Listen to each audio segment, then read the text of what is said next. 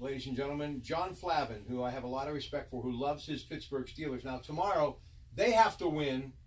The Browns have to defeat the Ravens. That would be the 8th win of the year for the Browns. That would be big for them. Real big. I mean, they're 7-7-1 with Baker Mayfield at the helm. Huge story there. Now, you've got another scenario. Tennessee and Indianapolis have to tie. But let's just look at... That's one of my more... It's unlikely, but that's my favorite thing about the weekend is if they tie, we're in. But you got James Conner possibly on the shelf. Antonio Brown, they're waiting for results on his knee. You got Matt McCranie, Chris Boswell out. Talk about the Steelers and the Bengals tomorrow. I'm excited for tomorrow, but there's a lot of...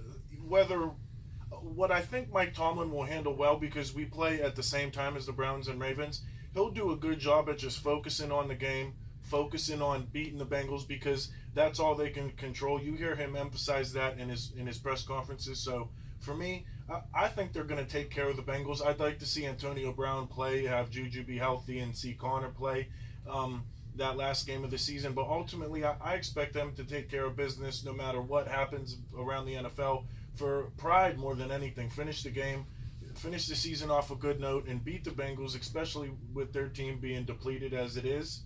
I'd like to see that happen, and rooting for a tie in the Colts and the Titans game, which is going to be a good game. And when it comes to the Browns and the Ravens, you know the Ravens' defense is really good. They do a good job at managing the clock, and I just like to see Baker Mayfield. You're playing a good team.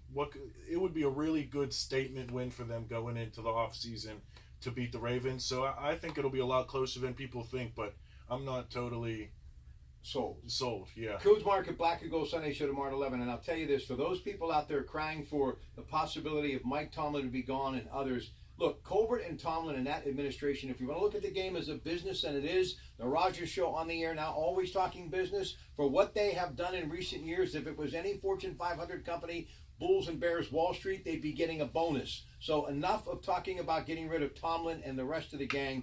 They know what they're doing. They're going to tweak it, and if they don't get in this year, they'll be back bigger and better than they are this year, next year. Stay tuned. Much more to come today. The Rogers Show on the air. Don't miss it. KDKA Radio right now.